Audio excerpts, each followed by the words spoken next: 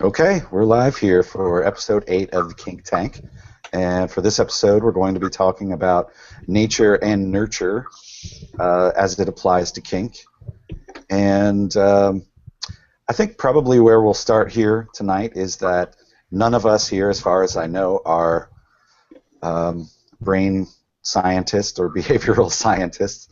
And so, I wasn't sure whether we should even touch this topic because I think there's probably some science to incorporate into this discussion that none of us are probably really, qualified to give. But I thought it was a productive idea for a conversation because I think we all kind of have an opinion on this as far as where we align personally and what we feel our kink or our BDSM practices are.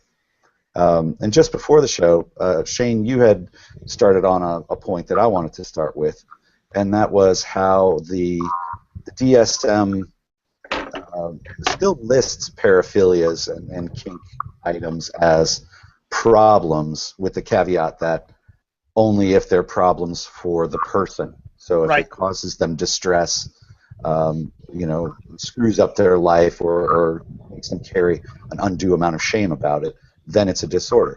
But go ahead, Shane. What were you were saying that they used to be classified as a mental illness, period. Correct, and it's just recently, thanks to the help of the NCSF, been removed from the DSM. But what I find fascinating is that mental illness has a variety of sources. Some of it is something that develops over time, and some of it is biological or physiological, which would imply that there is for a lot of cases, sort of a nature origin to it versus a nurture origin, whereas some mental illnesses are a nurtured mental illness. So I just find it fascinating that they lump together, and like mental illness, there's still a lot of debate about whether or not you're born with it or whether or not it's Maybelline. Well, from the studies that I've had in my psychology and whatnot, basically these mental illnesses, regardless of what it is, all across the spectrum, it is there biologically. Your environment and whatever else contributes to whether or not it's going to be something that you have to deal with, something that you struggle with, basically. It can lie dormant depending on the environment that you were raised in. Well, interestingly, with the DSM-5, it's probably worth mentioning that now it took it out as a generality, same as it took out homosexuality. Right. Homosexuality is not listed in there now, as of the DSM-5, but what it does have are specific paraphilias, like a fetishistic disorder, a transvestism. Thank you, that one. Those specific paraphilias on there, same as like a masochistic disorder, or so those are still listed. But basically, what it says is unless it lists significant disruption to your life, it's not a mental illness. So really what it sums up to, and what a lot of people say, is if you are a happy kinkster, then you don't have a disorder. If you're an unhappy one, then you might. Like, that's kind of how you can tell if it's listed as a mental disorder at this point or if it's not. And I thought that was a really interesting way of putting it. Okay, I have a question. Hang on just a second. I had a question for Josie because she's probably the most qualified to answer this question. Does listing in the DSM, or let's say if we're talking about mental disorders, does that necessarily imply a genetic or sort of disease classification, or are some of the behaviors and disorders, I'm sorry, I have a siren driving right past my house. I don't know if you can hear that, but does listing in the DSM make it not a choice, I guess? I think that's a difficult question to answer. I think a lot of people would answer that in different ways, kind of depending on how they view mental illness, or especially coming from my point of view as how you treat mental illness. But to me, no. I don't think it means that it's necessarily genetic, but I do think that it means that it's biological. it's a guideline by which you can diagnose it. So basically, you're just saying that it's present.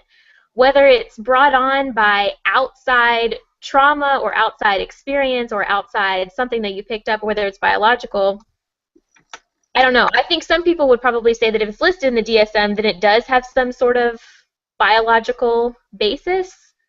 I think a lot of them, though, are more behavioral than biological. Most people would look at them that way because it's a little more politically correct instead of putting the wide classification like that. Does that make sense? Yeah. Yep.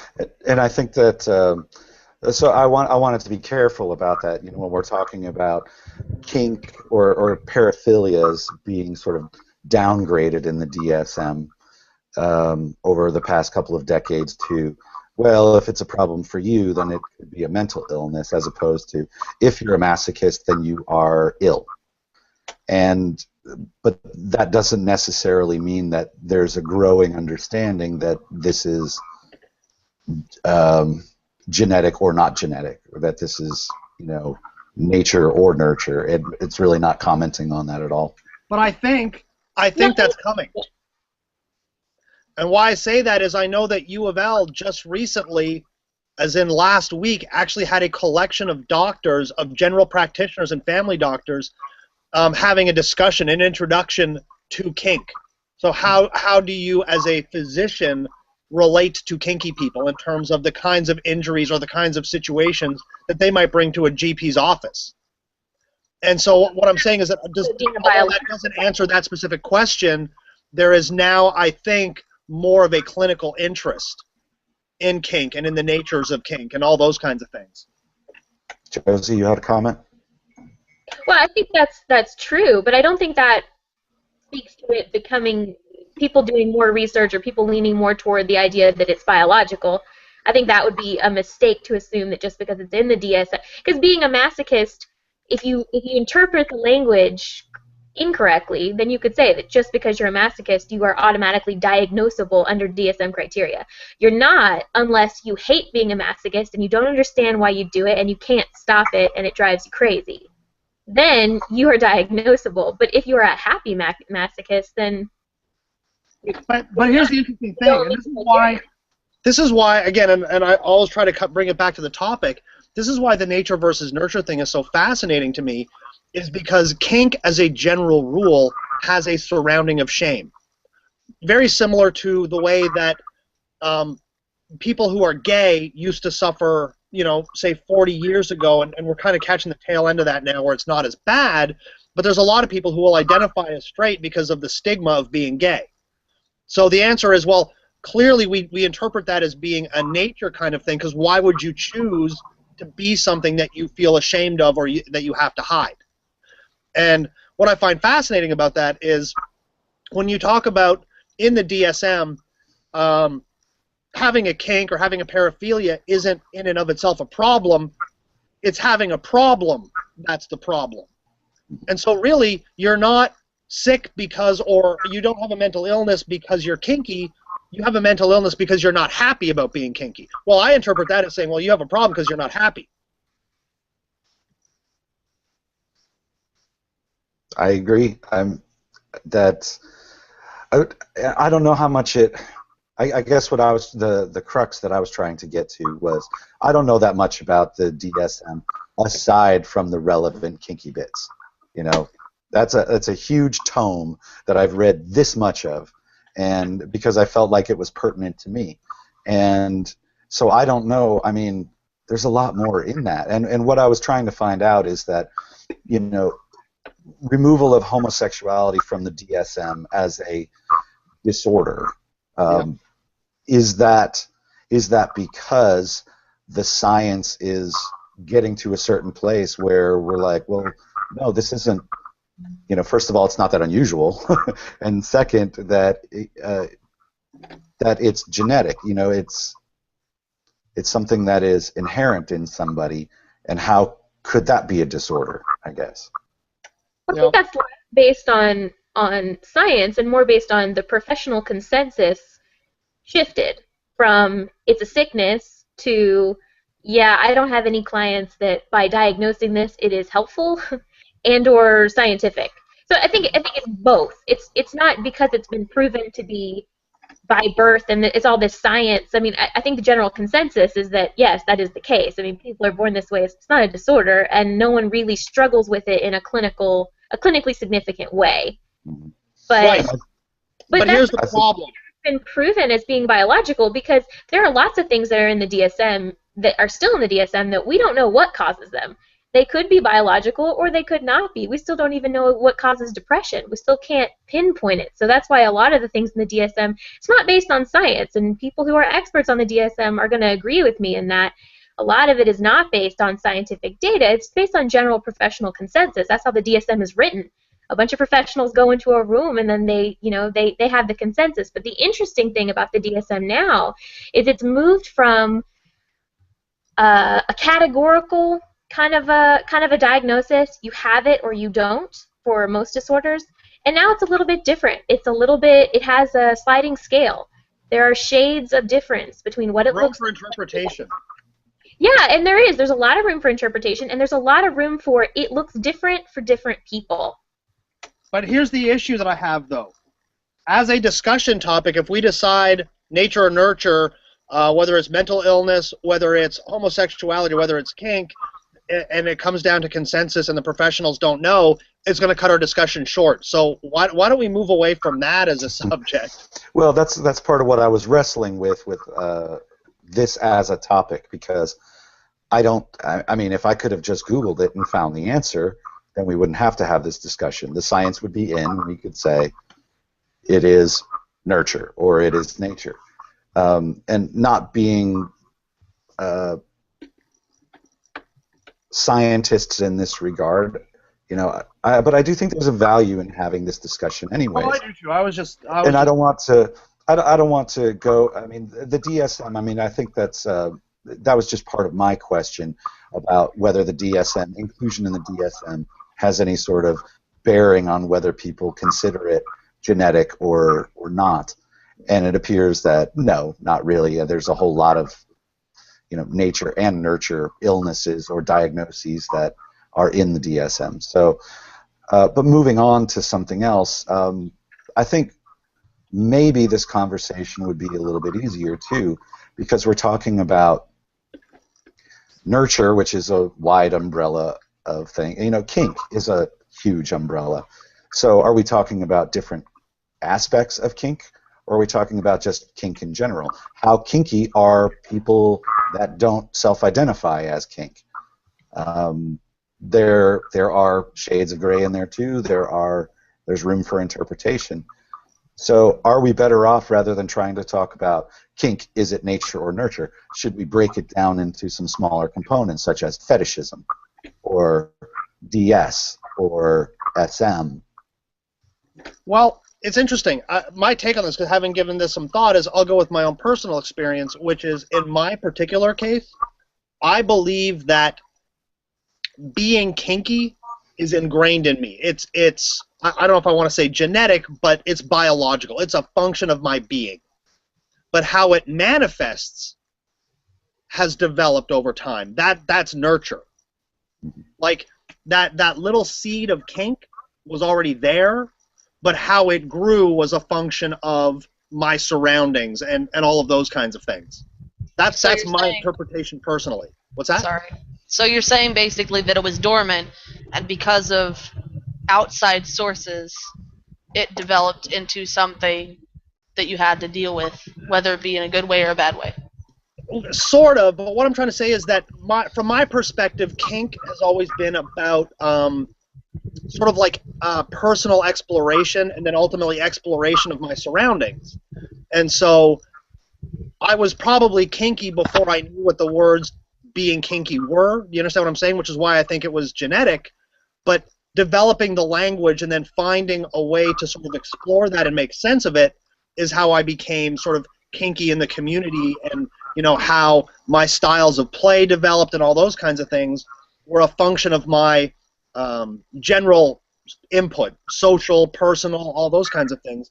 But that desire to be kinky, that desire for something outside of the mainstream, whether it be in terms of relationships or sexuality, I think has always been there.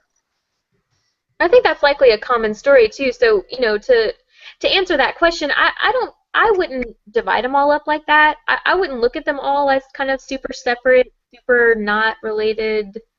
Top, you know, like looking at fetishes and looking at DS and looking at that. I think the roots of them are probably all pretty similar, right? I mean, I I don't don't know know. I'm because differently. well, in my opinion, and just to back up a little bit, I mean, I was having a little bit of trouble with naming the topic. You know, there's always the nature versus nurture thing. I don't like the word versus for this particular discussion because I think it might be, for some people it might feel like a combination of both. It could be nature and nurture, so I'm not saying that it has to be one or the other, but when I look at fetishism, I have a hard time feeling like fetishism is something genetic, like you were born with a propensity to be turned on by such and such. And I look at fetishism maybe in a different light as I do sadism or masochism, which to me feels, I don't have any education on this topic. This is just armchair internet reading, but sadism and masochism feels like it might have a deeper biological root than fetishism or DS, because DS seems to me a highly socialized activity or behavior rather than, I was born dominant or I was born submissive. It was kind of like predestined from when I left the womb. Or does anybody, do you? Well, except that we see active signs of social and ostensibly relationship dominance and submissiveness in nature between species. Why do some species of birds have a dominant female versus a dominant male? And that's not in a pack mentality. That's on an individual relationship level. I think we see signs of that, and I think discounting that and saying, well, these are just complex social structures. Again, I think we've manifested them into complex social structures, but I still think that there is this instinctive core of, and it's not based on gender, but of wanting to either be in charge or being more comfortable following. Well, it sounds to me like more, what I'm understanding Michael to be saying is that maybe there's a difference between the way your behavior manifests itself in that way and this other issue of kind of masochism or sadism, that like your wires are crossed. Like when you hit me, I should be like, what? Ow, that was bad, don't do it again. But if I'm a masochist, when you hit me, my body says, hooray, that was good, let's do that again. So I'm maybe, sure it depends on what kind of hitting. right, so I mean, that, in my mind, if I look at it that way, that does sound, I get what you're saying. Like maybe that definitely is, maybe my wire crossed. But then back to Shane's assertion, he's talking about dogs of pack mentality or sort of like the DS, that the social DS that happens in humans and in many other species that we can very easily observe, the alpha dog thing. Does that, I guess, is that a commentary on humans in general, Shane? Are you saying that that some sort of power or pecking order you feel is inherent in our species, so therefore this kink that we're talking about is biological? It's just that we who are kinksters, self-identified or interested in this, are the ones who admit to this, openly play with it, and incorporate it into our lives in different ways? Yeah, I think this is my view on it in a broad sense, and this might get a little esoteric, but it's one that ever stopped me. We've got time, and I believe that we are, as people, inherently wired in particular ways that society, as a general rule, over 9,000-10,000 years of recorded history, has done a bunch of work to sort of adjust for a larger social scale. So when we were a family, it was like this. When we were a village, it was like this. And now that we're this global structure, everybody's trying to find their place in that. And we're bombarded with these ideas about how we should be acting, how we should be behaving. And I think it takes us away from a lot of stuff that we just sort of feel instinctively and struggle with. Because instinctively, if I don't like you, I want to go out and I want to punch you in the mouth. Well, in the animal kingdom, animals just do that. There's no, well, you know, am I going to get arrested for this? Is there going to be some sort of big social outcry for this? Now, I'm not obviously encouraging violence or anything like that, but what I'm saying is that I think that we as human animals have these instincts that we are trying to find a way to manifest in socially acceptable ways, and kink is one of those. You know, if you look at the kink community, especially in terms of power exchange, you start to see these structures develop, not based on gender, but based on authority, that really start to emulate more of these sort of, I don't want to say natural because it sounds like that's more normal, but I mean more of these structures that you see in nature, right? I mean, when you look at the average family across the board in the US, Canada, any kind of developing country, you tend to see these relationships with a lot of parity, and I think that's great from a social perspective, but as Constance often says, there's no democracy of two. Like, ultimately in these relationships, there's going to be a decision maker or there's going to be a problem, and at least with power exchange, I have found that it removes that. Like, I am more comfortable in a power exchange relationship. It feels more me. And I think that that is inherent in me. See, and I wonder about, you know, bringing it, if we're talking about, you know, animals and seeing, like, you know, because we can see this pattern of basic, you know, what we're seeing as DS from our point of view and for the purpose of this conversation, you know, because we see it in nature that it's inherent in living things or in animals, I guess that makes me wonder, you know, is it because it's inherent, or is it because that is one of the ways that we keep groups in check? There's always a dominant animal in a big group because it ensures order. If you have a dominant, you know, ape, or you have a dominant whatever it is, a dominant lion, you know, a female lion with the authority to throw the males out if they start punching each other because they want to, you know, there's no police in the animal kingdom. So I feel like her dominance then is the thing that keeps everything in order. And I wonder if she would be dominant in the absence of a big group. Like, would that be inherent to her in the wild if it weren't necessary? Right. And Because I then, wonder if it's the same as in people. because if it is necessary, or if it's to create order, or you know, a mechanism to, I guess, survive, or, you know, increase chances of surviving, for instance. Right. That seems like nature, but could be an actual, you know, construct of the environment and a social construct, I guess. Right, but the difference is I don't think a tigress wakes up in the morning and goes, God, if it wasn't for these dicks, I could go off on my own and be perfectly fine. Like, the fact that that structure exists is instinctive in those animals. You know, I mean, you don't wake up and teach a squirrel to hide nuts. They just know to do that. Mm-hmm. You know what I mean? But the question... think it's more of a response to the environment. That's what I'm saying. I'm saying that it's not an instinct in and of itself. I think that it's an instinct bred into that animal as a response to her environment. And that would say to me that it's not nature, it's a response to a social stimulus. Right, And but then ultimately what you're saying is there is no such thing in a sense of nature except for pure biology. No food, you die. No water, you die. Because ultimately we are all functions of years of evolution, both social and physical. Well, I think you're getting kind of meta with it. I more mean as something functioning within a broad community versus like if she were on her own, would she still have those characteristics to her personality? That's kind of my question. I don't know the answer to that. It just makes me think of that as we're having this conversation. Put a bunch of submissives in a room and see what happens then.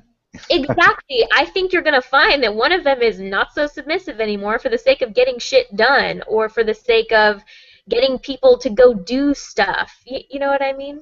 Right, but that same submissive in a room full of dominance is going to run around, you know, busy as a one-legged man in an ass-kicking contest.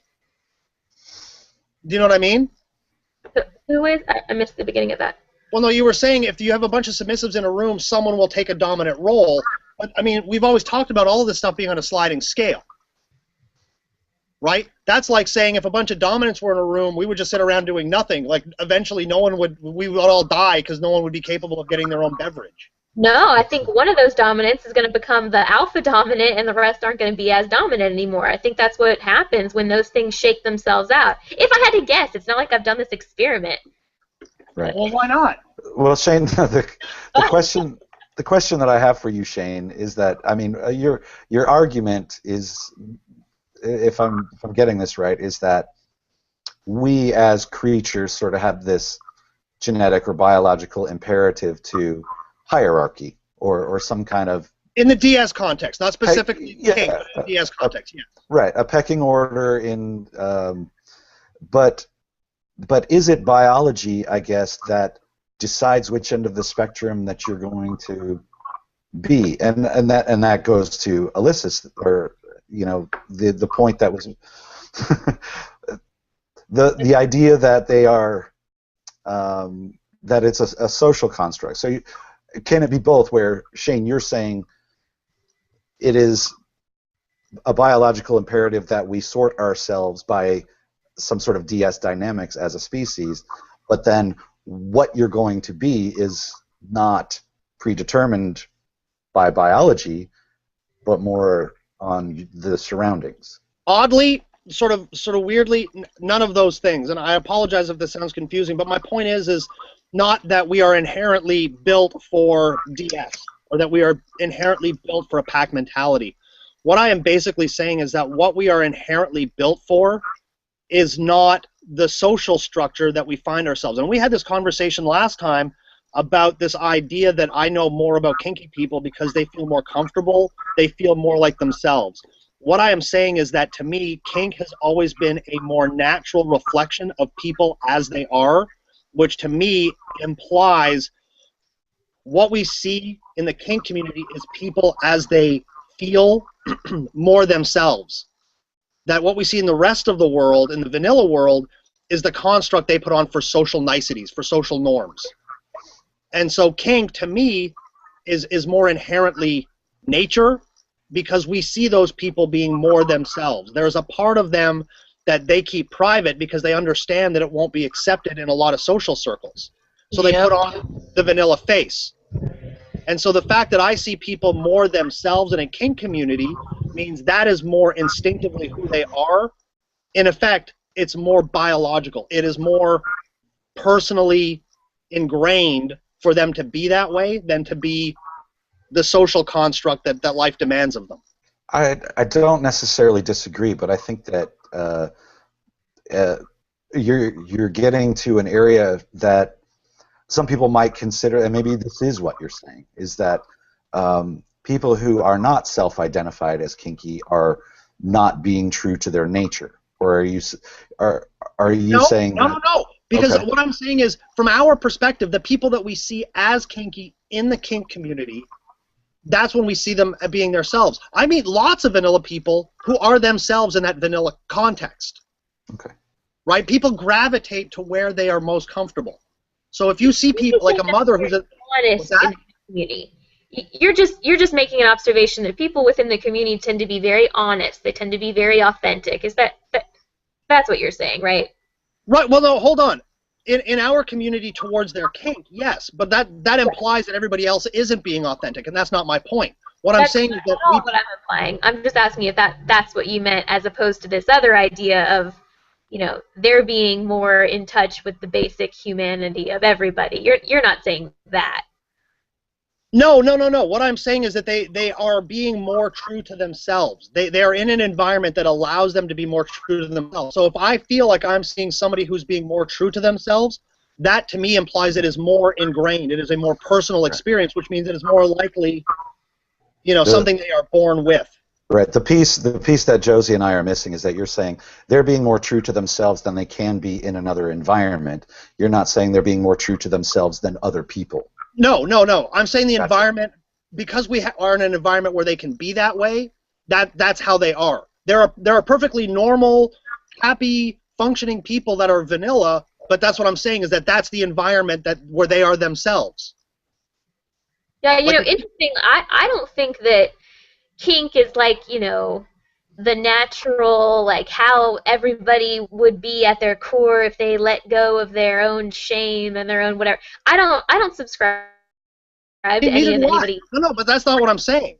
I know, and I'm not saying that's what anybody here is saying, but I have it in, I'm just thinking, I don't subscribe to that. However, I think it is really interesting. I don't know, Michael, did you tell me about those statistics the other day, or did somebody else? The statistics about women and how the percentage of women who have fantasies about, submission and, non-consent fantasies. And It might have been an article that I posted on the Kink Tank newsfeed. There was an article that was called "Don't Call It Rape Fantasies." Does that ring a bell?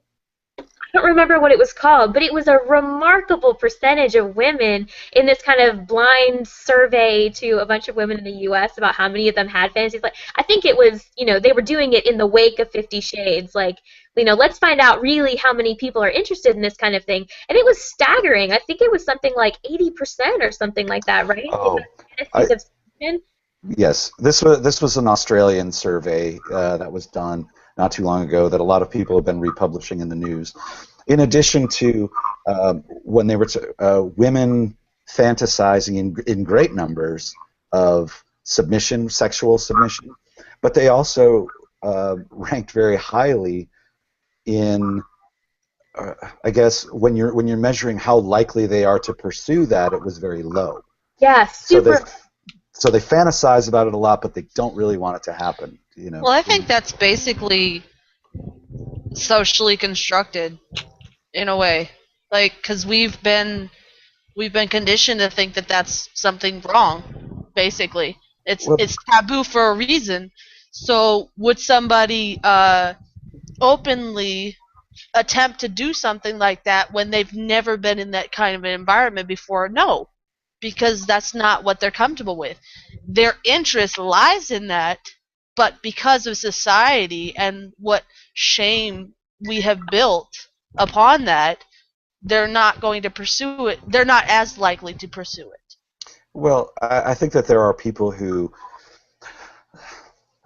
sort of armchair philosophers like myself who sort of look at the old ideas of, the caveman sort of claiming his woman and dragging her back to the cave, that there's a reason why that story has been told or depicted 1,000 times, and that's because somehow males are inherently this way, biologically this way, women are biologically this way.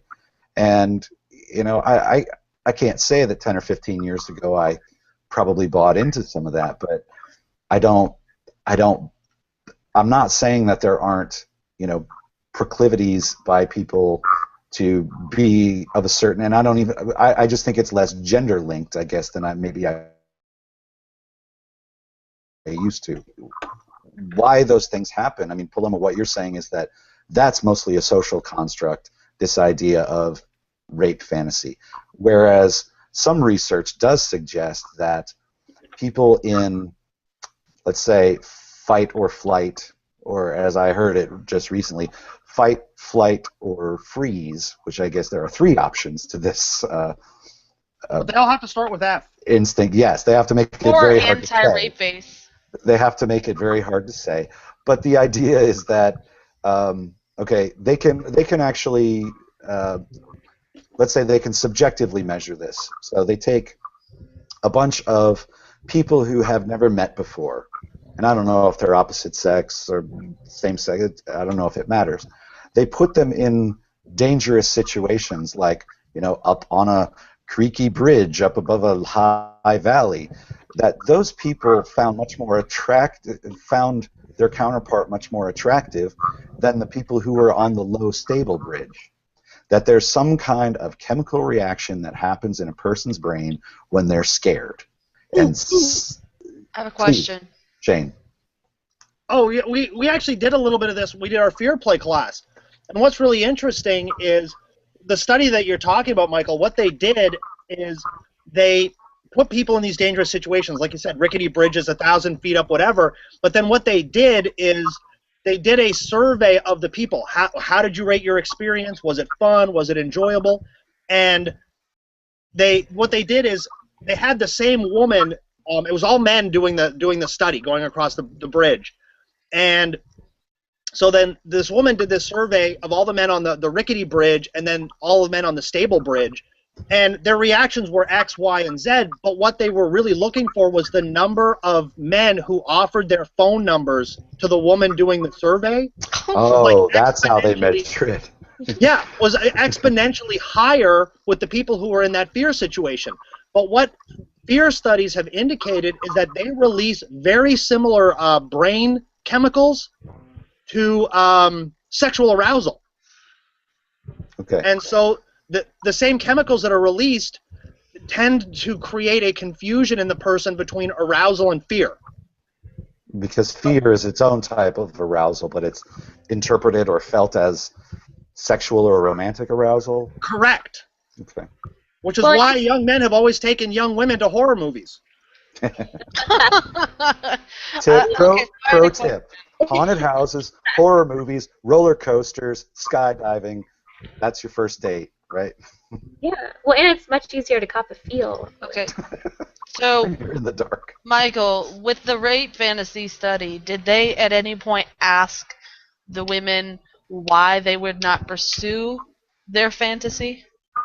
No. You know, I don't know. I don't think that they said so in that particular study. See, I think that would have been an imperative thing to ask in order to actually get good data. Well, but that's not really what they're trying to I mean, you're right. That would have given a good other dimension to it. But I don't think that's really what they were after. I mean, some of them probably don't do it because of shame, but some of them probably don't do it just because it sounds like a crazy thing to do. Same as if you have any other fantasy. Like if I have a fantasy, like I think it would be really hot if someone smacked me in the face. I might not really want to do that though, because I don't know anyone that I can trust to smack me in the face. And what if they break my nose? And what if this is and that's just a crazy thing for me to do. Like those thoughts may go through my head and stop me from doing it. Not so much from shame, but more just from like me finding it impractical.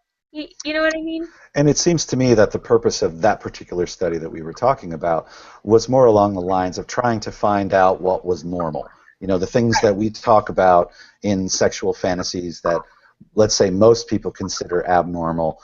It was really a study to show everybody that, no, not really abnormal. People just don't talk about it a lot, and just and even fewer of them actually act them out. Right, but to be fair, though, one of the things that I find fascinating is like, well, why haven't you done this? How in that concept do you make yourself a victim? Like, I'm going to actively be victimized. You know, like, do you know what I mean? Theory, sure. I thought the most interesting thing about that was that, you know, so we're having, of all these women that were surveyed, it was a sizable survey. I mean, I can't remember the exact number, but it was like thousands of people that they asked this question to, which, you know, isn't representative of the world, but it's a good number. So you're having between 70 and 80-something% of women saying, yes, I have fantasies of submission and like some sort of rough, like consensual non-consent or something like that. I don't remember. Ravishment or something to that effect. Yeah, it was like that. So those giant percentages are saying that they have, but it makes me think, like, how much porn do you see, at least, you know, before the present time, that you saw examples of that, or how much writing that you saw examples of that existed? Not really that much. So I think a lot of that, it's coming from their own mind, or it's coming from kind of their own daydream, which does kind of speak to something of this nature kind of a cause, right? Because they didn't learn it from porn. They learned it because they just, I don't know, it came to their head. Yeah. Is it that fight, flight, or freeze fantasy that is being construed as sexual arousal? You know, like we were talking about the examples of people in precarious positions. They have, I don't know if they have chemicals going on in that, or you know, if there's some science behind that. Now, Shane, did you say that they were basically measuring a guy's willingness to ask a woman for their phone number after this experience? And I didn't realize that it was such a two-bit research operation. I thought they were going to quantify it in a meaningful way. Well, it measured a couple of things, because one, the woman doing the interviews afterwards, we can't conceptualize her. So we have to assume that she has some level of general attractiveness, right? That's always going to play a part in it as well. But I think that in addition to this sexual arousal, there's this sense of having been through a tough situation that actually emboldens people as well. Sure.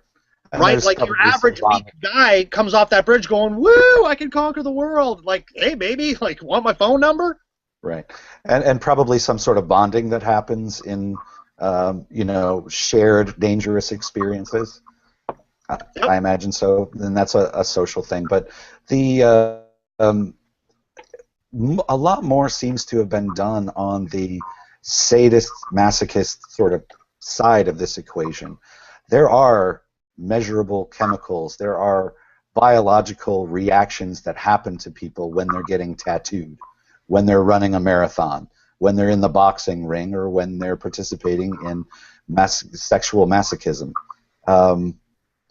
And it seems to me that, as I said a little earlier, that I feel like there's a stronger argument for sexual sadism and masochism as a biological function as opposed to a nurtured-in type of behavior. Hey, Michael, to some extent, though, Yes. I have to disagree with you there. Because everything you've said and everything I understand about the science of it, I talk to my mom a lot about type A personalities. And type A personalities are interesting because everything that type A personalities do tends to be, like, amped up by one. So, like, my mom's a type A personality. So when you get into the car after she's been in the car, the radio is at, like, 11. Because her synapses just don't fire. She's not deaf. It's just that she needs a larger stimulus, a larger input. And so when I conceive of that, the idea that sort of traditional vanilla sex doesn't fire the synapses in some people the same way, say, rough sex would, that makes sense to me, right? There's a certain biological, I'm not registering the same kind of physical sensation unless that physical sensation is amped up, right? Oh, we could look at it as sort of degrees, but I'm looking at it as like firing a different set of synapses. Right, but my point is, though, is that there is a physiological response to the sensation, whether it be oral, whether it be tactile, all those kinds of things, which from my perspective makes sense from the masochistic side, but it doesn't add up the same way from the sadistic side. Do you know what I mean? That sounds much more likely to have this kind of other pathway that's working the way it shouldn't for a sadist. Because for the vast majority of people, smacking someone does not make them go, yay. But for a sadist, it does. And I think that, maybe there is something to this kind of it being a like something fires in them or something happens in them that doesn't happen to most people. Interestingly, I don't know of any research. I'd love to hear, if anybody watching or anybody involved has heard of any research about this.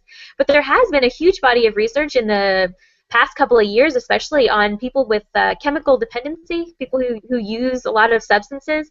And so what they look at is risk-taking. And there's a lot of body of evidence that talks about, that shows your brain when you're risk-taking, and especially the people that get pleasure from risk-taking. And it's called cue for pleasure. And they're saying now that a lot of people, especially people who have alcoholism, that they just have a really strong cue for pleasure associated with drinking. So the more I drink, I don't like it. I get to a point where I get too drunk, I get sick, I feel out of control, I feel sleepy. For them, once they drink past a certain point, they get energetic, they get excited, they get, it's like they just got amped up, where, it's a downer. It should be bringing you down.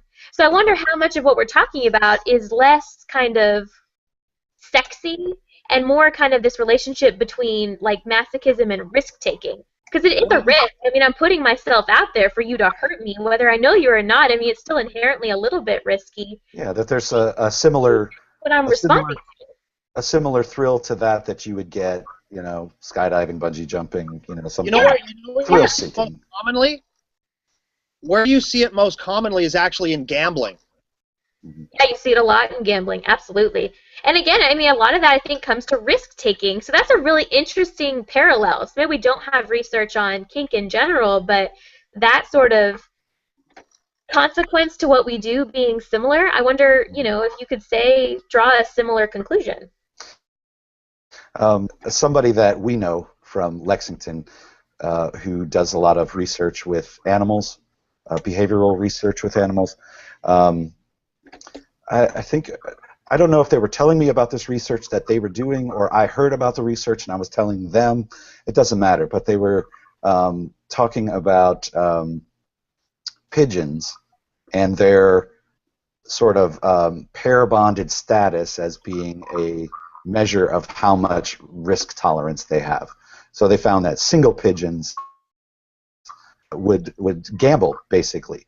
So there's a button over here where you hit it once and a little bit of food comes out. And there's a button over here, you hit it once, nothing happens. You hit it again, nothing happens. You hit it again, and 5 pieces of food come out. That non-pair bonded pigeons would go and hit the jackpot button all the time, rather than I think that there is. But that was kind of my point, though, Michael, and that was a little bit in the same degree Alyssa's point, which is once you are in a social construct, your priorities change.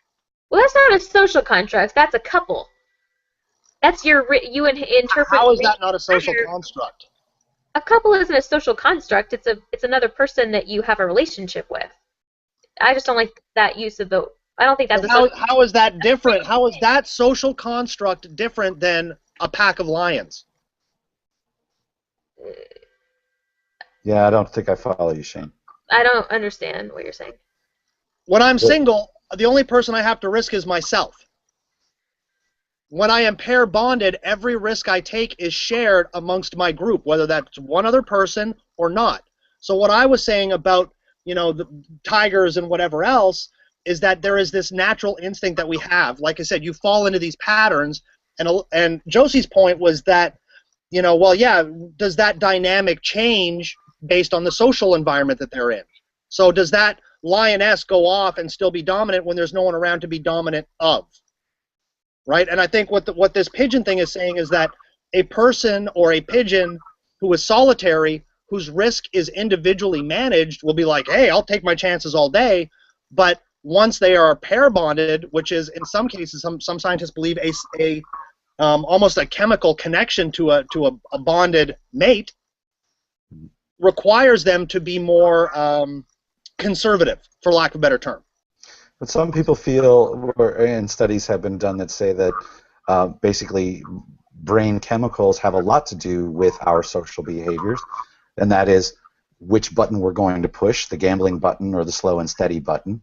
Or in the case of fruit flies, the one study that I was reading about it was basically saying by depriving fruit flies of dopamine in their nervous system, they became lethargic masochists.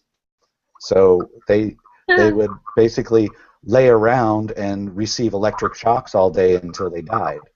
And it was the absence of dopamine in their nervous system. Now, I don't know exactly what that means, but basically what they were saying is that if that a chemical, let's say, abnormality, the absence of something or too much of something else, very well may change your opinion or what you find stimulating, painful, pleasurable, or otherwise desirable. Right. So is it possible that people who engage in sadism and masochism, or let's say thrill-seeking, sensation-seeking, that there may be for them a biological reason for this in the same way a compulsive gambler, an alcoholic, or that their behaviors and their problems or their preferences have their root in brain chemicals, genetic brain chemicals. Yeah, I mean, like I said, my personal opinion is that I think that the brain chemistry is already there, and how it manifests itself becomes a function of the environment, or in this case, the social context, the social construct. Mm-hmm. Because I do think that there are probably social reasons for, let's say, masochism, for instance. um, a guilt, a desire to be punished, for instance, may be a pleasurable experience even though it is painful. Or as we've talked before about, different kinds of play partners and negotiating, people who are willing to get through this not so pleasurable thing in order to have this very pleasurable thing. Yeah, that's a really good bring up. That seems to be, it seems to me, a social idea, a nurture part of it for that particular kind of masochist.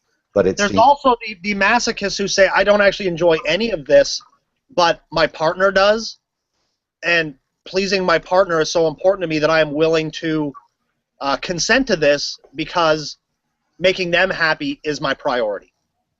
Yeah, or just completing your goal. You wanted to last, X amount of minutes doing this activity, or you wanted to follow through with a punishment for certain behavior because you wanted to observe that dynamic with another person. So, and a lot of those people, I think you're totally right. I just had a conversation with someone the other day who said the same thing. Like, no, it does not feel good. I don't like it when it's happening, but at the end, I'm proud of myself, or I'm, it's because I set a goal and I accomplished it. That's where the pleasure comes from. Versus that other group of people that while they're getting their, asses beat, they feel pleasure. Right. So ask people that have an orgasm during a tattoo. Yeah. Right. Ask the marathon runner, for instance.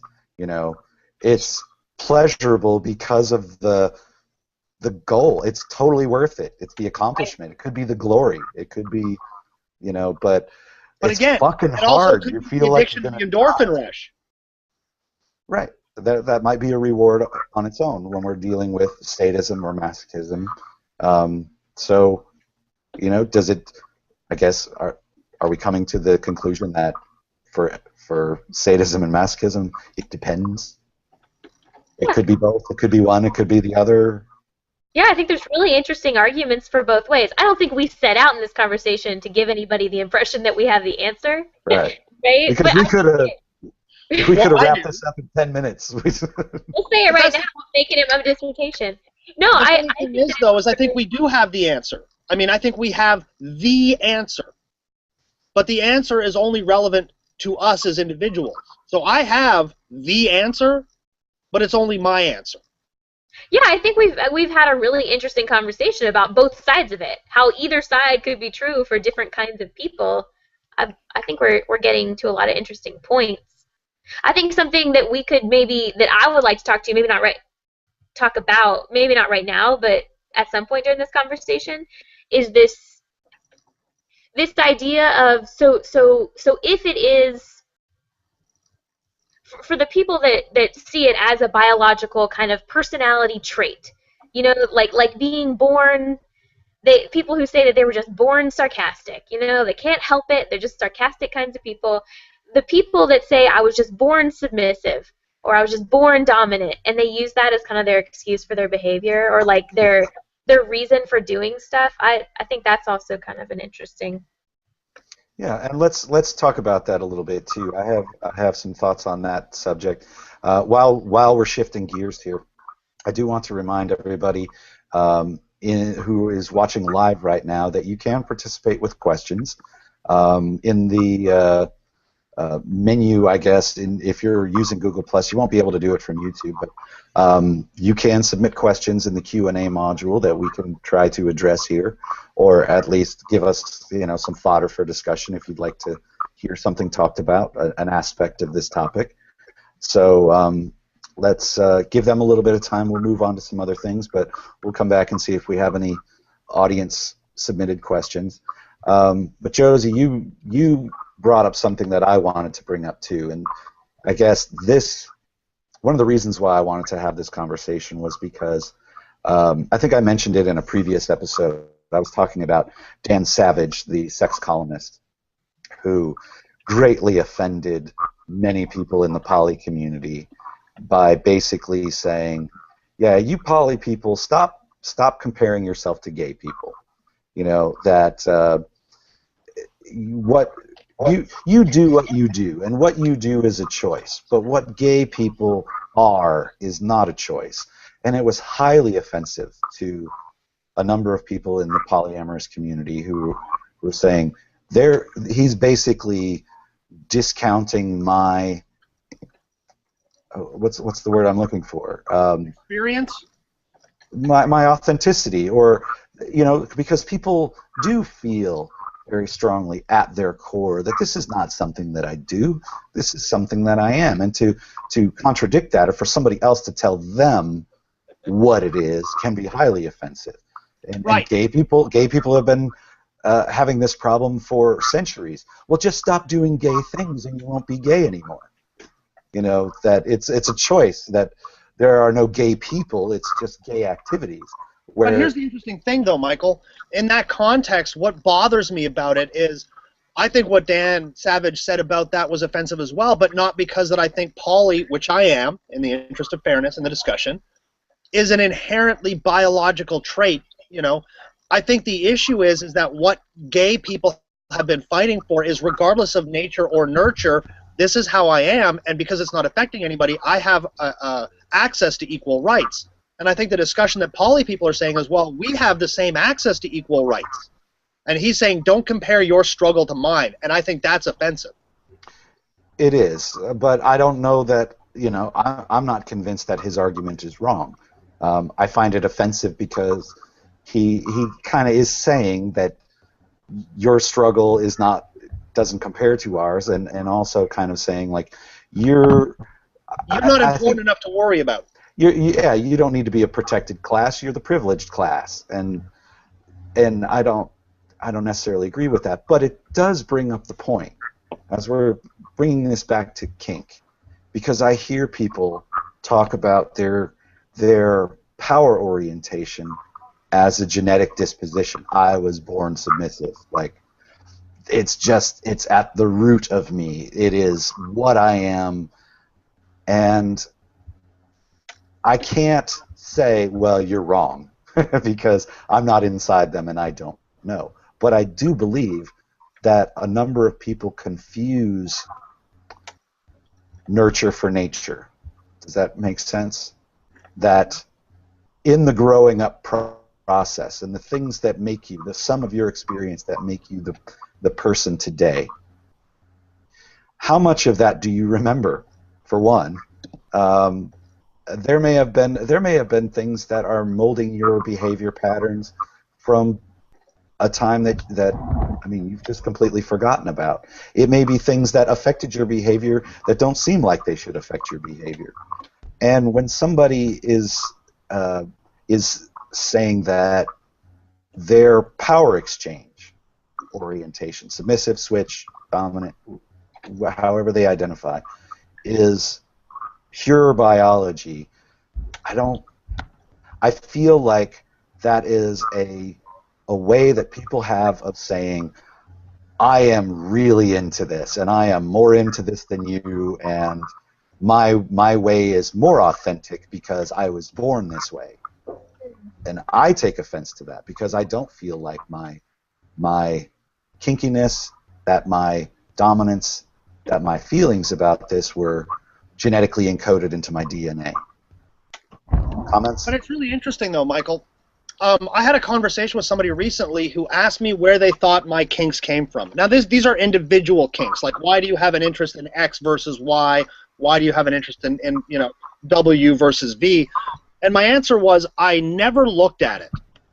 And I said, the reason I've never, and people find that odd, the people that know me, because I'm so analytical about a lot of stuff, and they would say, well, this seems really important.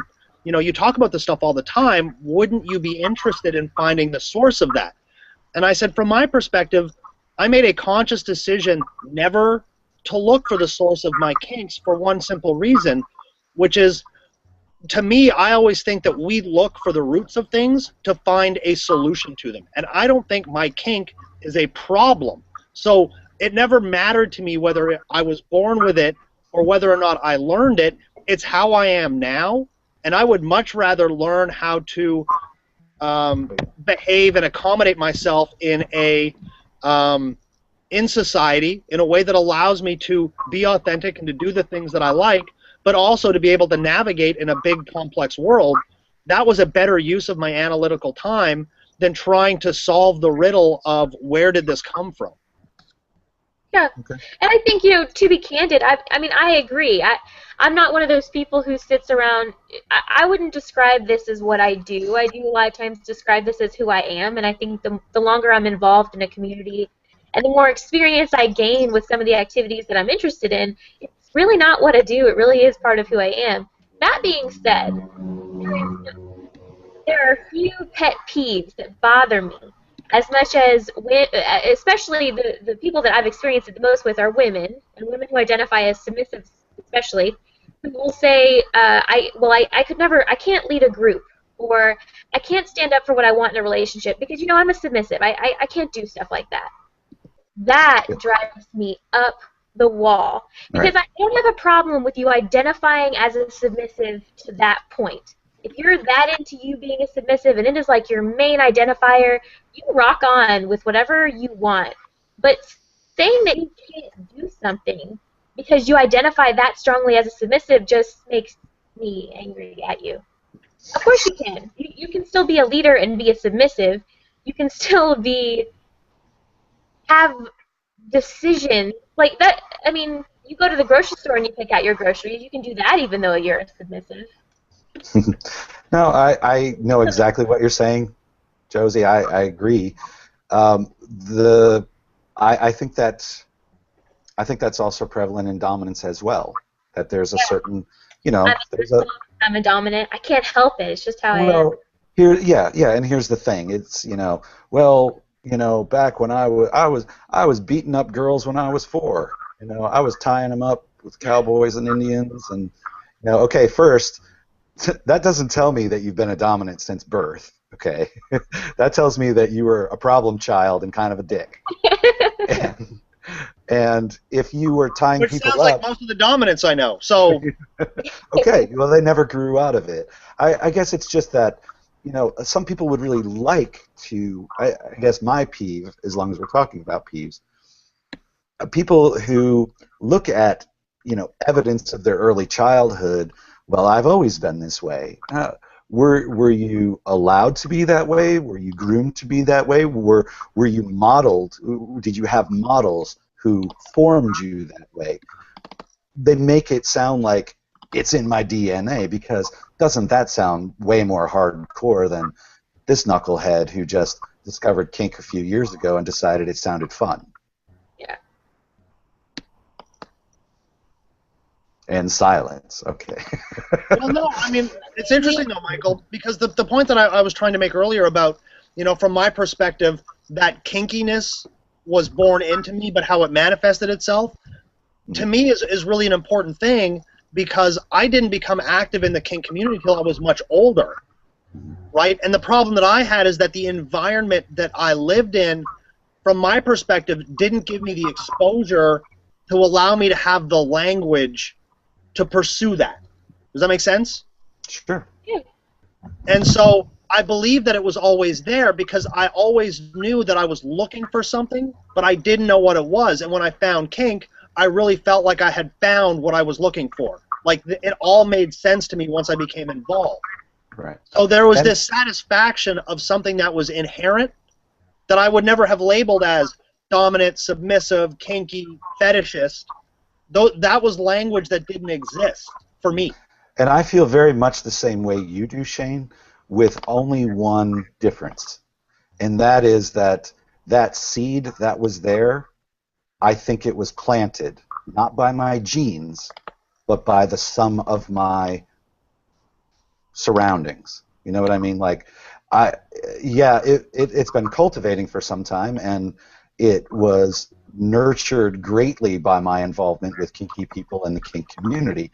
But the question really is, when we're talking about nature or nurture, is it in your DNA, or was it something that you were given the environment or encouraged or cultivated to have these ideas, proclivities, tendencies, interests? I don't know, and I can't speak for everybody, and I'm not going to speak for you, Shane, but I'm saying that's really the only difference between the way you and I see this. You see it as a genetic seed that was already there. I think I have that too. I think that I like what Shane is saying, that, something was just there and the wind blew the right way, and then you noticed that it was there and it was allowed to grow. I don't know. I don't. We didn't start off with a conversation about like kind of some of our earlier experiences with like how we figured it out, but I think it's an interesting part of the conversation to maybe include. I know that one of my really early experiences with just that little thing that kind of makes you think, oh, hey, what's this thing that I'm obviously into? I found a romance novel in my mom's basement. One of those awesome heaving bodice like romance, the one. And it was about a With pirate. Fabio on the cover? Yeah, like with a blonde hair, and he was a pirate, and she was a Southern belle. I swear to God. And I was like, oh, this is great, because it's a book and it's about a girl, and I was excited. And I knew that it was probably dirty because it had these sexy people on the front. So I ripped the cover off because it's just a book. Nobody would suspect that I had like porn with me. And so I took it and I read it, and I think I read it like 15 times. I stayed up until like 4 a.m. just like reading this thing that was amazing. And it was all full of like consensual, like, well, somewhat consensual, like non-consent, like the sexy pirate. And you're like, no, I don't want. Okay, yes, I do. And there was a lot of like there was a lot of BDSM in that book for a non-BDSM novel, and I responded to it in this kind of, hey, this is sexy, but maybe it shouldn't be sexy. But no one taught me to think it was sexy. But clearly there was something in me that went, hey, I respond to this. And I don't know where that came from. Maybe it was just kind of in me from when I was born. I don't know. I'd say, at least for me, it wasn't inherent. For you, it wasn't what? I'm sorry? Not inherent. Not something that would be nurtured in me, because my family would be very much against any involvement in this kind of thing. Yes, and you're saying you had a toxic environment for this, so it must have been something else. I had a pretty toxic environment for it, but that was actually part of my impetus to get more into it. And maybe that depends on the kind of personality you are. I mean, I have a sibling. She's 2 years older than me. We've turned out very differently. Oh, absolutely. I grew up thinking I'd be the minister's wife, but here I am. Right. Right, but Michael, isn't your pursuit of that, right? I mean, to some extent what you're saying is that kink, in some regards anyway, and I don't want to make too much of it, but is like an act of defiance. I think that my willingness to explore it was not so much an act of defiance, but a not really caring, sort of deciding that I was going to shed some of this baggage that I was carrying around. Right. But then isn't that, in theory, at least the way that we perceive in the community, a dominant expression? I don't know. I suppose it could. Like that desire to be your own self, right? You're basically saying, here's the model that was built for me, and I'm going to make a choice to step out of that. Whether that's because it's rebellion or because the box didn't fit, many people in our community would see that as being a choice a dominant personality would make. Perhaps. A submissive would accept the box. Trait. What's that? I don't think that's a dominant trait. I think that's more of an individualistic kind of thing to do, not a dominant thing to do, in my opinion. Right, and I understand what you're saying, Josie, but that's the same thing that you see when you see people who continue to maintain the same kinds of relationships because they saw their parents in a particular kind of relationship and they think that that's what's good for them, so they go and pursue it. Right? So that, to me, I would perceive as being a more submissive thing, which is, here's the box, I fit in the box, I'm happy in the box. I think if that were the case, though, Shane, that we wouldn't have nearly as many submissive people in our communities, because there are a lot of forces discouraging that. My mom is a submissive, and I'm a switch, and basically away from the scene, I am very outgoing as opposed to my mom, and some people might say abrasive. But that's neither here nor there. I think that the theory of rebelling, I don't know, it might work in some cases, but in my case, it really didn't. I mean, I didn't grow up around that actively. I knew my mom had something going on, but it wasn't until I became an adult that I realized. But you were talking about the books with the Fabio stuff. I thought that was kind of amusing because my mom always read like the Laurel K. Hamilton books and Kim Harrison and stuff like that, and I think that's kind of what piqued my interest. I don't know. There were probably other factors. Correct me if I'm wrong, Josie.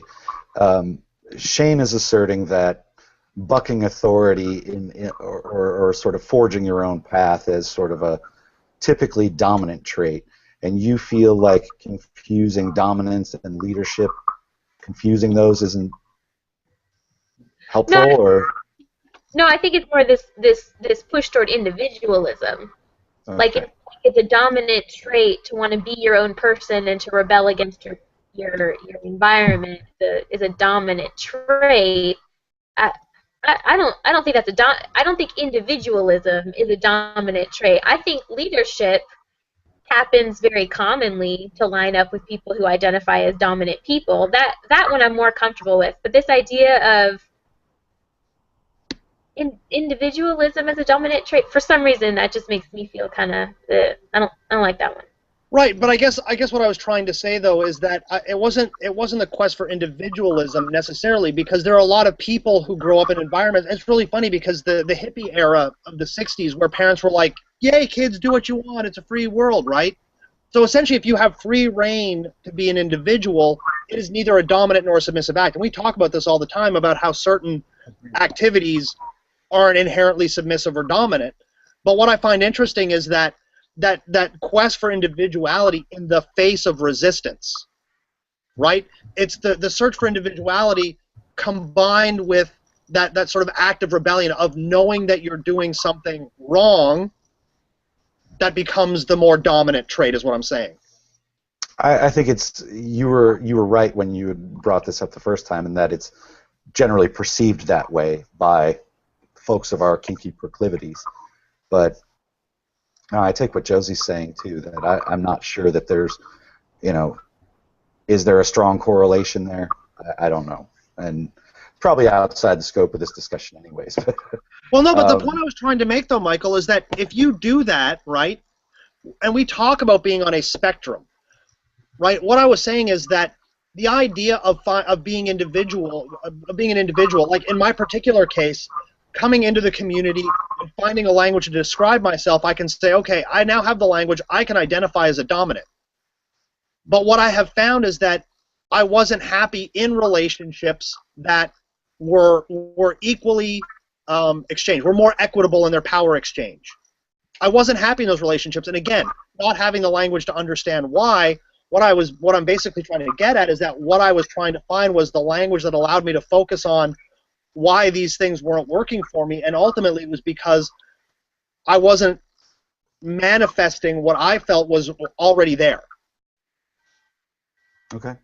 Right, and so there are these defined acts. Like, I mean, I was always a problem child as well. So was I the problem child whose parents were always mad at him? Yeah, kinda. But that was because, in my mind, I was just too caught up in what I found interesting to pursue that I didn't really worry about what other people thought of it. And so there are a lot of people who would say, well, that's a very dominant personality. Yeah, you're saying like not wanting to not caring about whether you're people pleasing or not, kind of going against the current. I get what you're saying. I think that, one of the people who commented just then, it wasn't really a question, it was more of a comment, but they said, maybe some of this is based on the environments that someone has experienced. It's a perceived idea based on the observation of your own past. I think we're certainly influenced by our own past. I really wish we had someone who identified as a submissive, to weigh in on this little mini. Well, wish someone did. You were kind of touching on one of the questions here, and so I wanted to read it. How do I get to the questions, Michael? I can't remember. Over on the left, there's a little bar that comes out, and there's a Q&A Oh, okay. Okay. So let me read it verbatim, and thank you for submitting the question. By the way, we are still accepting them. If you have others to contribute, anyone who's watching right now, the little Q&A app, you can click on that and submit one. This one says, on the "I was born this way" subject, I think it might be more of an assumed or perceived idea based on observations from one's past. Maybe some of this is based on the environments that someone has experienced. So looking, I guess the question is, looking through your own non-objective lens, that people's observations about themselves might be skewed in a way, but I'm not sure who else's observations, other than a scientist who has you hooked up to a lot of wires and is taking really good data. Well, I read something very interesting about this, Michael, which is our stories all look better when they're written backwards. Okay. We can look at our present and we can build the clues that bring us to our present that fit the story. Mm-hmm. Right? We can't go back and find the clues and then come to a conclusion objectively. But we can look back, we can look at ourselves now and look backwards and go, oh, that's why I'm this way. Oh, and when I was 7, this happened. Right? We attribute those factors, those contributing factors, to how we perceive ourselves now. Right. So in my scenario, and I'm talking about the person who's talking about having tied people up when they were 4, and well, a lot of people did that, and they didn't turn out kinky. That because they know this about themselves now, they can look back at that and see that as an indicator of some sort of directive or some kind of predisposition that they had towards kink, because they're looking at it from where they are now. Oh, that explains it. As opposed to, what about the girl that was being tied up? Is she kinky, admittedly, or did she go a different path, and that was just kind of something that happened along the way and wasn't really important to the formation of her present-day personality? It's hard to say. Kind of a chicken and egg kind of a dilemma at that point, doesn't it? So maybe that's the crux of the question that was being asked, is that, we can look at ourselves now and go, oh, that in the past, that's what that was. When no, it's just that piece that you remember because it confirms where you are now. Do you remember all of the submissive acts, like when you got tied up, or when you let somebody be boss for the day? When sometimes kids do that too. You're my slave for the day because I beat you in hopscotch, so you're my slave. And they, oh yes, yeah. I'm sure that there are plenty of dominant personalities who went through that same process on the bottom end. Was that a commentary on their, are they not really dominant? Did they? No, it's a piece from the past that we might pick up to say, okay, well, that confirms or explains or makes me feel better about being the way that I am. But I did also want to get back into what Josie was saying before, which sounded to me like using genetics as an excuse.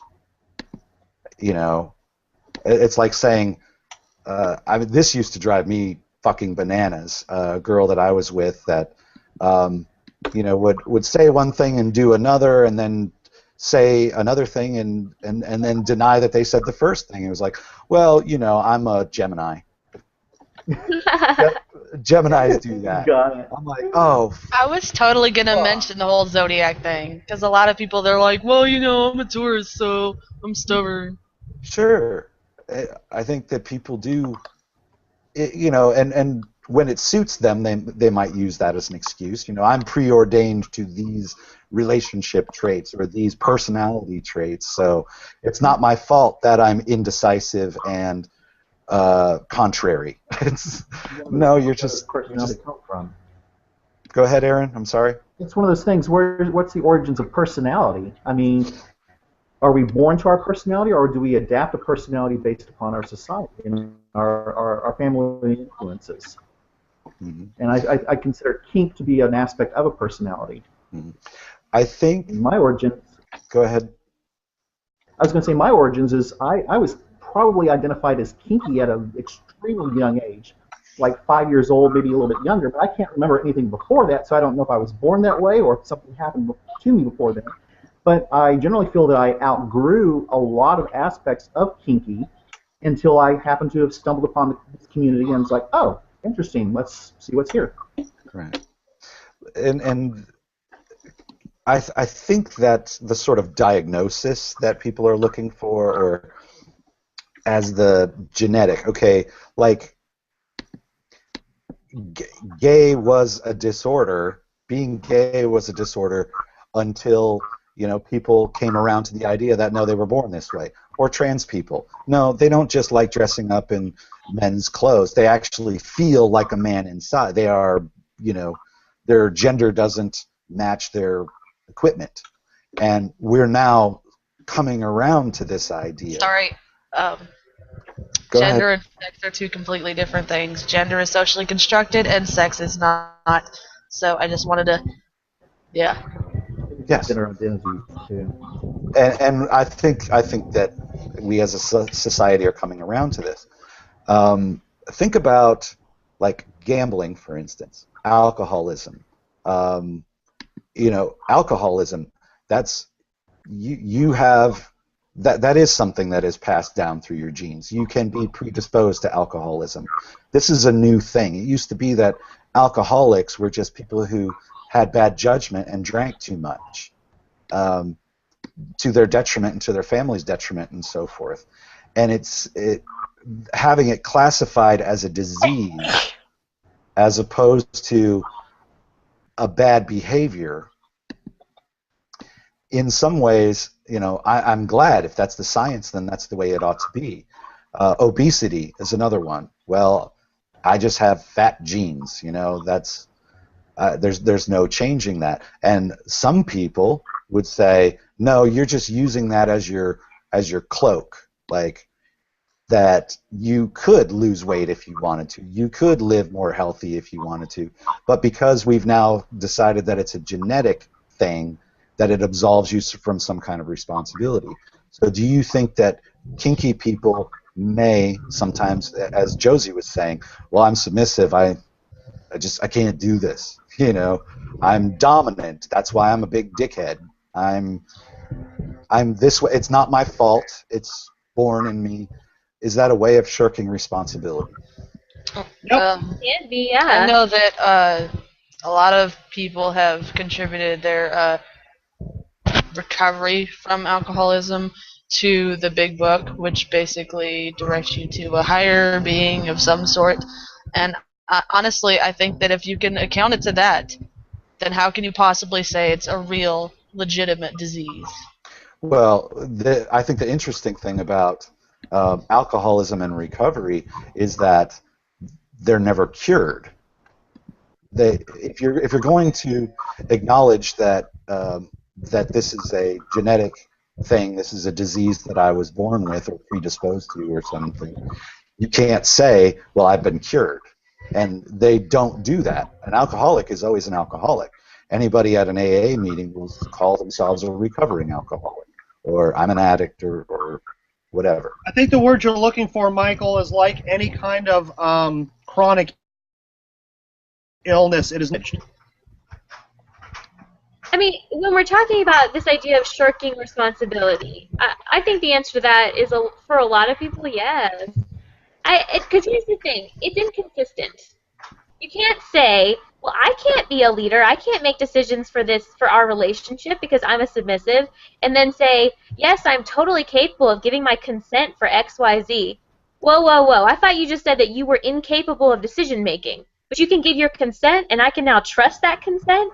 No, you can't have it both ways. So I think when you use it if that's how you feel, your submission dictates your personality and you can't break out of that, that's how you feel. I'm not going to tell you it's right or it's wrong, but what I am going to say is when you take that feeling and then use it as your excuse not to do stuff, I think it's just the way that you say things.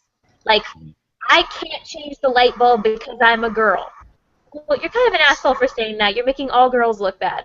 But if you say, I like to be girly. I really like that you changed my light bulbs for me because it feels chivalrous and I feel like the princess. That's a different way of saying it. You're saying the exact same thing, basically, but you're being a little more politic about it, and maybe that's what I prefer. My issue with it, Michael, is I believe that people do use it as an excuse, but unfortunately, I think it extends beyond kink and into the kink world. I've seen this, and I've had debates, some fairly heated debates with people who believe that women in the community who identify, female dominants who are part of particular groups or particular mindsets believe that women are inherently superior to men. And there are men who believe that they are inherently superior to women based on genetics, based on history, based on social construct. And I just can't buy that. That's a good point. So you're Plus, happy. I refuse to give the Gorians any more ammunition. Yeah, you would assert that power exchange can be a genetic predisposition, or even where you fall on that spectrum might be born into you. Correct. But it doesn't have anything to do with gender. Correct. Or what else? Are there anything? Is there anything else that it doesn't have to do with? No. I mean, it's interesting because I have met trans female, trans male dominants and submissives. So I don't think there's an association between, as Paloma said, sex or gender or power orientation. I believe it's individual, but I do believe that it's inherent in the same way that it doesn't matter if you are born cis female or cis male, you can still have brown hair. Right. Okay. Where are we going to take this conversation from here? Let me go back and look at some of the questions that I had. Let's dig into this one. Should BDSM be considered a sexual orientation legally, or deserve protected status for or from hate crimes? Yes. I don't think it should be considered a sexual orientation because it is not always revolved around sex, and a lot of people have that mixed conception, which makes the kinky community taboo to begin with. That's a good point. How can it be a sexual orientation if for some people it's not sexual? Yeah, but define sex. Right. No, the There reason I is a say definition for sex. the reason that I would say yes, it needs to be protected is because I think anything that anybody does that is not harmful to other people is irrelevant. Like, the fact that I am kinky doesn't make me any less good as an accountant or a teacher. Oh, I'm not saying that people in the kinky community should. I'm not saying that they shouldn't be protected. I'm simply saying that they should not be identified in a sexual orientation bracket because it's completely separate. No, what you said was that it's not always separate. No, I'm saying that in order for us to be seen as a kink community, we cannot say, okay, the kink community is going to be in a sexual orientation type area, because it's not always sex-based. So in order to make it much more clear, we can't just throw it into the sexual area and then be done with it. Okay. Let's take out the sexual part, though. Let's say, kink as an orientation, or BDSM as an orientation. As a personality trait. As a personality trait, because there are other protected classes in this country that have nothing to do with sexual orientation either. Like religion, for example. Like race. That's genetic. Yes. Nope, so like ethnicity is genetic. Race is socially constructed. Continue. I think you have that backwards. Nope. Ethnicity is a social construct, and race is a... Okay. Nope. So if we take the word sexual out of it, does that change anybody's opinion on it? And we say that, you know, there should be laws passed that say kinky people shouldn't be able to lose their job over being kinky. They shouldn't be discriminated against in, let's say, custody arrangements. If somebody's going to beat somebody else up for being kinky, that it could then be classified as a hate crime. Well, I feel that regardless of whether it was in a sexual area or not, the kinky community still should have protection. Okay. Does the kinky need protection? Yes. I think the issue, though, Michael, from that perspective, is I believe that we as individuals should be protected. But like you said, what I don't want to see is I have rights that you can infringe upon because I'm kinky. I think it always boils down to what we understand to be true. The problem is that people who identify as kinky are seen as a stereotype or in very generic terms. So if I am kinky, I am a deviant, and I am more prone to sex crimes, for example. Well, I don't think that I should be discriminated against unless I've actually committed a sex crime. Okay. Do you understand what I'm saying? I do. The thing about protected classes, and I don't feel this way. I think maybe the opponents of the idea of protected classes basically say, you know, it gives them more rights than someone else, or that, you know, beating somebody up is already against the law, so beating up a gay person should be no different. You know, it's not like you're an unprotected class, like, well, who did you beat up? A gay person? Oh, well, that's cool then. You know, that doesn't happen. You're still going to face consequences for that, hopefully. But there seems to be an extra heinous element to racial violence or violence based on sexual or, let's say, gender identity or attractional orientation for people. Right. But, Michael, here's what I think, though. I agree with you. I think that violence against a person is violence against a person when we talk about that context.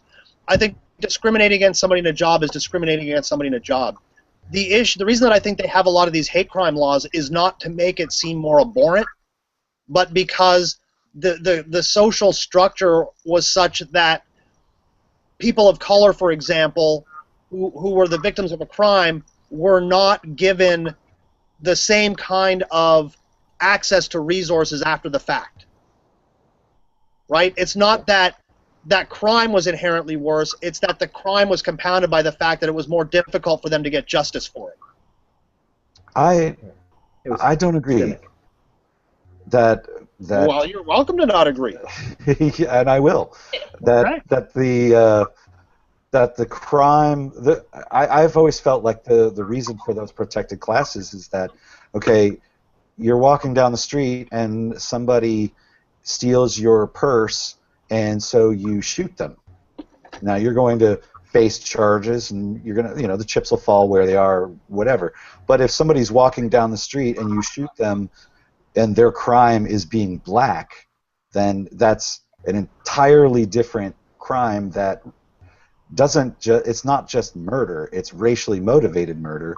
And right. So the crime is worse, and the crime deserves maybe stiffer punishment, in fact. Right, but historically speaking, Michael, what I'm seeing when I see that is that if a crime was committed against a gay man or a person of color or somebody who was trans, any of those kinds of things, the issue wasn't that the crime was any more or less difficult. It's that we lived in a time where that person's identity, that person's ability to be treated fairly as the victim was actually what was being minimized. So, like you say, if a person of color was assaulted, that's equally an assault. But the problem is that they were not investigated the same way you would if a white person had been assaulted. Yeah, I mean, I think it's also protection to keep somebody from using that as an excuse to have committed the crime. So right. If we look at it from the other way, what it really is that it's not that it's worse to beat up someone who is gay.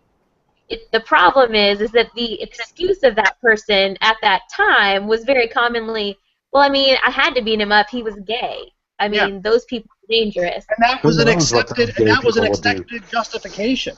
Right. Yeah. I think that's the reason for the protected class. I don't know. I always get kind of squidgy around this conversation of whether, kink should be a protected class because I feel like it's already protected. Well, no, but here's the thing. I am a middle-aged white man who's cisgendered. I fall right in the middle class. I am the most privileged person in the country. But in theory, if it came out that I was kinky, my privilege, right, I can still be fired for being kinky, hypothetically speaking. You could still sue them for if there was nothing else wrong that you were going for. I still feel like you would, in this day and age, win that case. I still feel like I thought Kentucky was a no-fault state. They could fire you for any reason. Well, yeah, but that's totally different. But then you still have to prove that they fired you for a particular reason. They cannot, but they can fire you. They can fire you for no reason. Yeah. Right, but so that's the point. They can fire you for being kinky. If the boss doesn't like you, he can fire you. And if the reason he doesn't like you is because you're kinky, you're not protected. Okay. I have a morality clause. Mm-hmm. I have been threatened to be taken to HR because I'm kinky, and I don't talk about it at work. All right, and the morality clause is something that you agreed to when you were hired? When you're hired, you sign a contract saying, I understand that you can basically, as long as I behave, you're fine, but if their definition of behaving is in the normal, you go to church on Sunday and you treat your kids well type thing, being kinky's outside of that. They can fire you because you're doing something that could technically be considered wrong. Okay. Right, Well, but even if a religion is a protected class, if you work at a company, I mean, I totally get what you're saying, but if you work at a company that says, that a privately owned company that says, you must be Christian to work here, that's debatable or not whether that's legal, but companies do that. So even if religion is a protected class and they find out that you are in fact Catholic and not the kind of Christian that they would prefer you to be, they can still fire you if you signed an agreement to do that. I mean, at that point, the point of a protected class is moot. Well, there's contractual protections, and sometimes the contracts are invalid because they're not legal. It's like you can't sign a contract that would violate your federal rights. Well, you shouldn't, but if Ken Ham, isn't that his name? He's I mean, with the still happening. museum. So I mean, he's still only hiring people who are quote unquote, Bible believers. It's a special type of Christian person that he's making you sign a contract that you are going to do that to be hired. So I mean, it does still happen. The legality of it here isn't really. It's tried. It's tried. Whether or not he will be successful in the long run is dependent upon courts. Are you telling me Ken Ham is getting sued for this? Well, they're trying to say it's illegal. I don't know if he's been sued yet or not. That's awesome. Yeah, they're trying to say it's discriminatory practice. Yeah. Okay. I guess the discomfort that I have with it is that I'm around our community, and I know that that's a specific microcosm of kinky people and the kinky things that people do in this world and in this country. But when I look around the kinky community, I see a fair amount of privilege. I don't see a whole lot of persecution for this, so I'm not sure. No. I'm not sure that it's needed. I mean, yeah, there's what was that, Aaron? Is it because we look more normal? I mean, a minority or someone of a different ethnicity, black, Hispanic, they can't hide who they are. A lot of gays, or in the closet, they're treated normally until they come out of the closet, or until they were flaming when they were attacked for who they appeared to be. We, kinky people, you don't know who we are until we do something or say something. Right. Interesting point.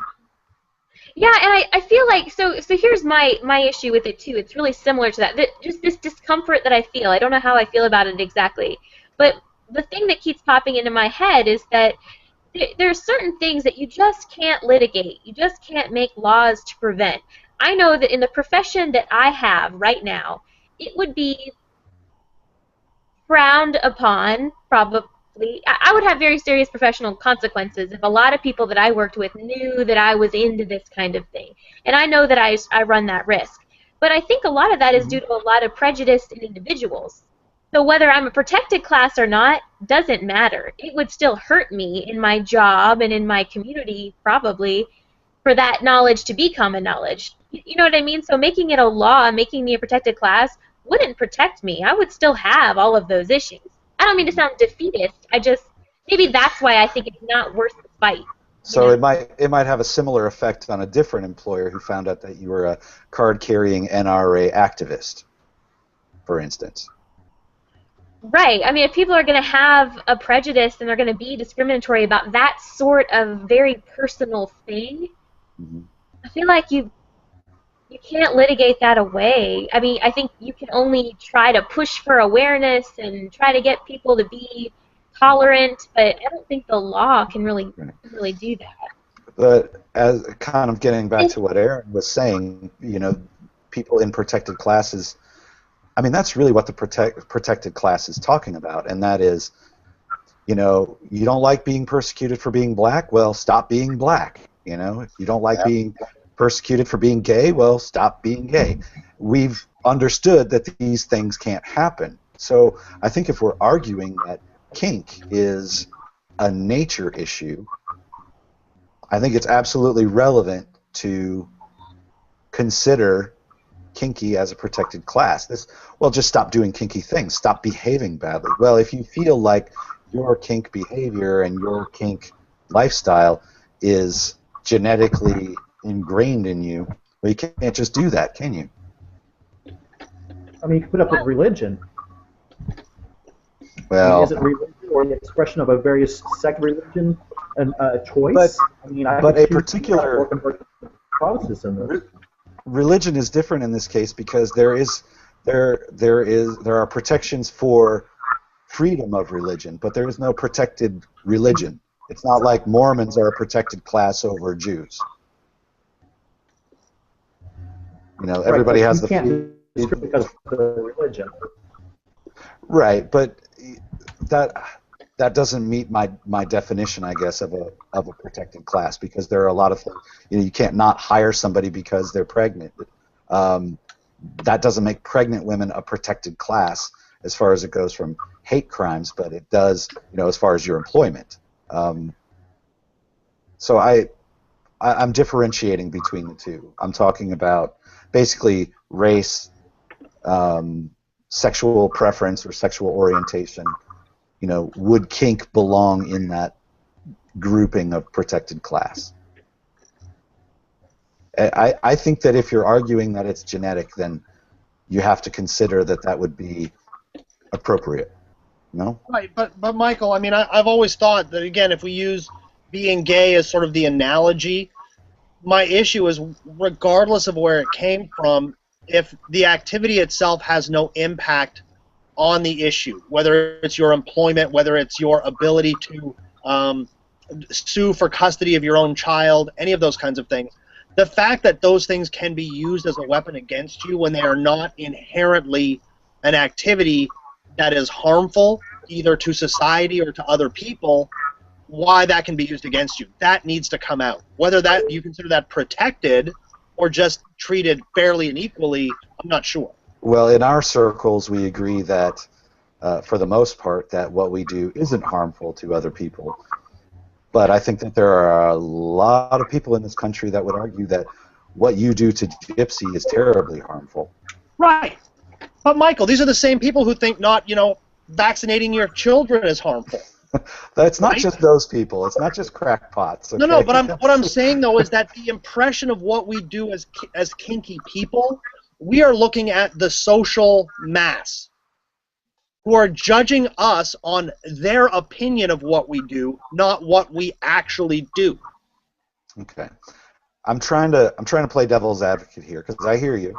I'm just wondering if there's like another sort of kink, let's say swingers, for instance.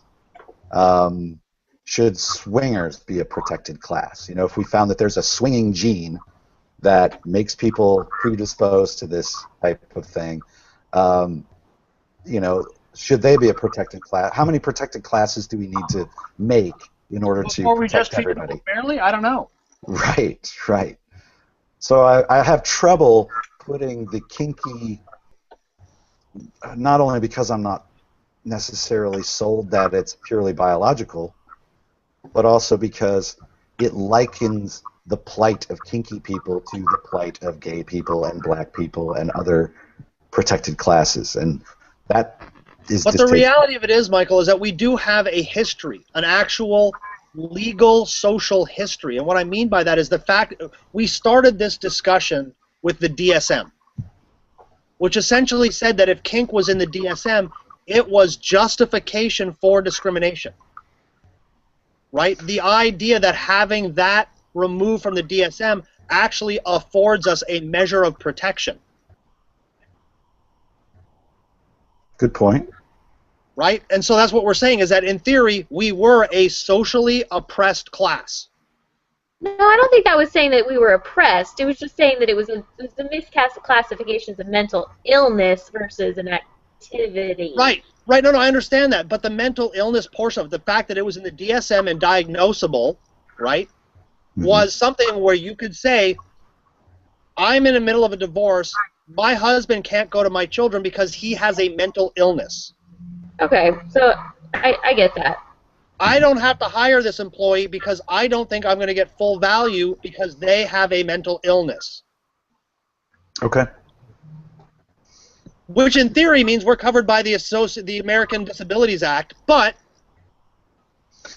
even though you know you're basically arguing that our exclusion, most of us anyways, those who are comfortable or happy with our kink, since we're now excluded from being diagnosed as having a mental illness, there is still some protected class we should be seeking. I would say there's room for improvement. The fact is, we had a clinical diagnosis held against us that was tacit discrimination. Okay. It left the door open for discrimination. That door has closed slightly. There's still room for it to close, is what I'm saying.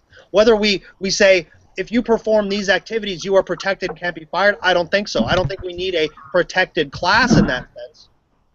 But I do think that we need a greater level of understanding in the broader social context so that we are not discriminated against for what we do.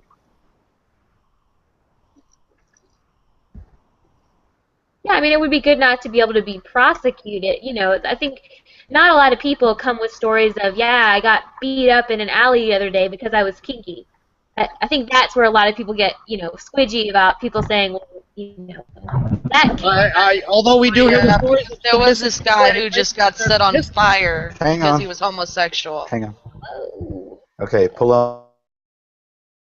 Gay person set on fire because they were gay? Yes. Okay. And Shane, you were saying? Well, we sit here and say, you know, we can't get fired. You know, there's no one's getting beat up because they're kinky, but there are certainly people who have been taken advantage of because they've identified as submissive. Well, you're not letting me finish. What I said was that's where people who are especially gay advocates, the ones who get really mad when kinky people are like, stop co-opting our struggle. You don't struggle like we struggle. You don't get beat up. You don't get all of this. I think to a certain extent, I mean, they're right. That type of discrimination doesn't typically happen for kinky people. But this issue of prosecution, that certainly is, you know, something to be weary of. Like all those people who tell you about their custody battle with their children. You know, the other side got that I had kink in my life, and they brought it in front of the judge, and they showed my FetLife profile, and all hell broke loose. I think in that sense, you know, we should have some legal protections there, but I don't know. I found it especially hilarious that I heard Shane say the words, nobody's getting beat up just because they're kinky. Yeah, well. Okay, can I please say something? Please do. I've had a lot of discussions in my sociology class. We've covered race, sexuality, gender, etc., and quite often I've heard the argument of, well, homosexuals aren't seen as homosexuals; they're just seen as people. So race is more important, or you get more shit for having a specific skin color, and then with your saying that the homosexual community is slamming the kink community.